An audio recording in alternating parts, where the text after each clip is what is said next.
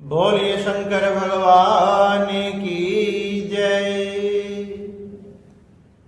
आज हम आपके सामने गुरु प्रदोष की कथा कहने जा रहे हैं। एक समय की बात है जब देवताओं के राजा इंद्र तथा वृत्तासुर के बीच में बड़ा ही भयंकर युद्ध हुआ।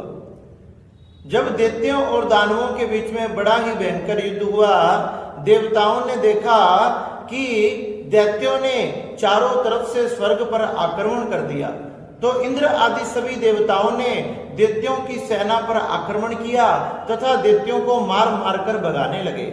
जैसे ही वृत्तासुर ने देखा कि सभी देवता इंद्र आदि मेरी सेना को मार मार कर पीट पीट कर भगा रहे हैं, तो उससे ये सब कुछ देखा नहीं गया। उसने अपना विकराल रूप धारण कर लिया और विकराल रूप धारण करके इंद्र के सामने आकर खड़ा हो गया। कहने लगा कि हे इंद्र, तुम ये छोटे मोटे सैनिकों से, दैत्यों से क्या युद्ध करते हो?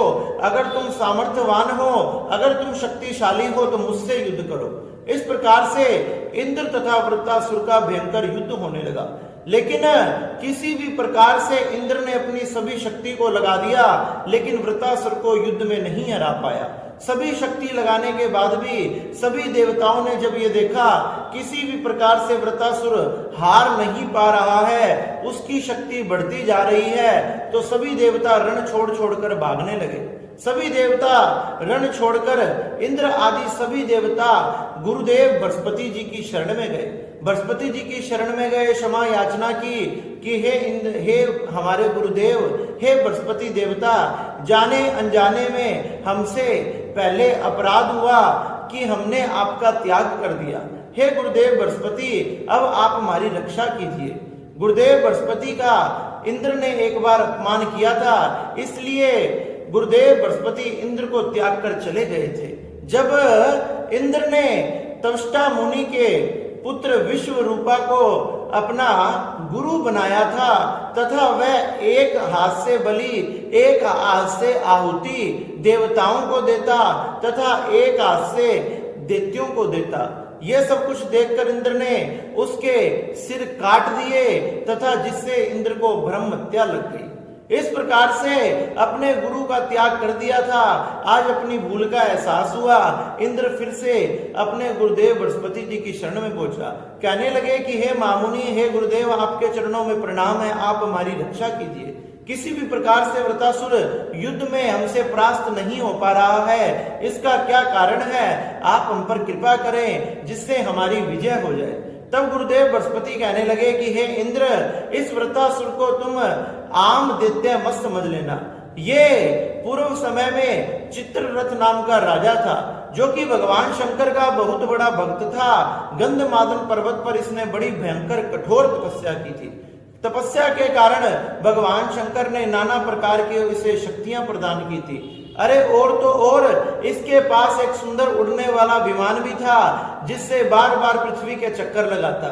एक बार उसी विमान में बैठकर ये कैलाश पर्वत पर गया और जहां पर सभी देवी देवता विराजमान थे और भगवान शंकर के वामांग में मां पार्वती विराजमान थी। जब इसने देखा कि मां पार्वती भगवान शंकर के वामांग में विराजमान है, तो भगवान शंकर का तथा पार्वती का उपहास उड़ाने लगा, व्यंग करने लगा कि आप तो सबसे परे हैं, फिर भी मानवों की तरह, मनुष्यों की तरह बर्ताव करते हैं। अपनी पत्नी को वामांग में सबके सामने आलिंगन करके बैठे हुए हैं। भगवान शंकर ने कहा कि हे चित्ररथ, तुमने मेरी इतनी भक्ति की, फिर भी तुम्हें ज्ञान की प्राप्ति नहीं हुई। तुम मानवों में, मनुष्यों में और मुझ में कोई भेद नहीं समझते, इसलिए तुम्हारा कल्याण अब नहीं होगा। तुमने मुझे संसारिक दृष्टि से ही देखा है। भोलेनाथ तो इस प्रकार से चित्ररथ से कह ही रहे थे, इतने में मां पार्वती को क्रोध आ गया। अरे तुमने अपने स्वामी का, अपने स्वामी की पत्नी का उपहास उड़ाया है, जा मैं तुझे शाप देती हूं, तू अपने विमान से नीचे पृथ्वी पर गिर पड़ेगा तथा दैत्य कुल में तथा दानवों के यहाँ तेरा जन्म होगा। इस प्रकार से वो चित्ररथ वहां विमान से गिर के त्वष्टा मुनि के यज्ञ से उनके यहाँ वृत्तासुर नाम से प्रकट हुआ। जो कि भगवान शंकर का भगत था। इस प्रकार से त्वष्टा मुनि ने उन्हें कहा कि तेरे भाई विश्व रूप का इंद्र ने वध किया है, हत्या की है, तुम जाकर उसका बदला लो, इसलिए वो तुमसे भयंकर युद्ध कर रहा है, वह अत्यंत शक्तिशाली है। जब कहा कि अगर तुम उससे युद्ध में जीतना चाहते हो तो तुमने भी भगवान शंकर की भक्ति करनी चाहिए।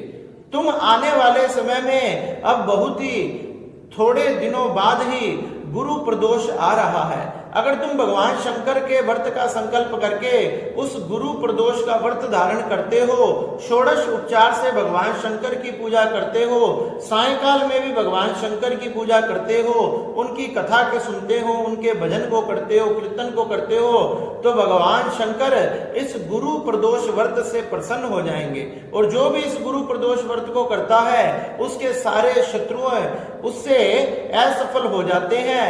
मनुष्य की शत्रुओं पर विजय प्राप्त होती है, उस व्यक्ति का कोई शत्रु नहीं रहता और भगवान अपनी कृपा से, अपने आशीर्वाद से हर स्थान पर उसे विजय प्राप्त कराते हैं। इस प्रकार गुरुदेव बृहस्पति जी के मुखार बिंद से इंद्र ने ये गुरु प्रदोष की कथा को सुना, इसकी महिमा को सुना और जाकर इस व्रत को धारण किया। और भगवान शंकर की कृपा से इंद्र ने अब युद्ध में आके वृत्रासुर को युद्ध में परास्त कर दिया। सभी दैत्य भाग गए, सभी देवताओं ने अपने अपने स्थान ग्रहण किए, स्वर्ग तथा अमरावती को ग्रहण किया तथा भगवान शंकर की कृपा से सभी देवताओं के कार्य सिद्ध हो गए। इस प्रकार से जो व्यक्ति भी, जो मनुष्य भी इस गुरु प्रदोष का व्रत करता है, भगवान उसकी सभी मनोकामनाएं पूरी करते हैं और उसके शत्रुता का विनाश करते हैं और उसे सभी स्थानों पर विजय प्राप्त कराते हैं।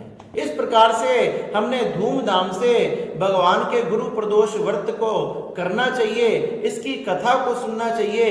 इसकी कथा भी सुनने मात्र से हमारे सारे शत्रु नष्ट हो जाते हैं, उनके मन से शत्रुता भाव निकल जाता है तथा भगवान की हम पर असीम कृपा होती है। इस प्रकार से हमने भगवान के नामों का उच्चारण करना चाहिए। अगर आपको भी ये वीडियो पसंद आई तो आप हमारे चैनल को सब्सक्राइब करें, वीडियो को लाइक करें तथा इस प्रकार से हमारी धार्मिक धारा को, धर्म की धारा को आगे बढ़ाएं तथा एक बार सब मिलकर बोलो शंकर भगवान की जय। नमः पार्वती नमः। हर हर महादेव।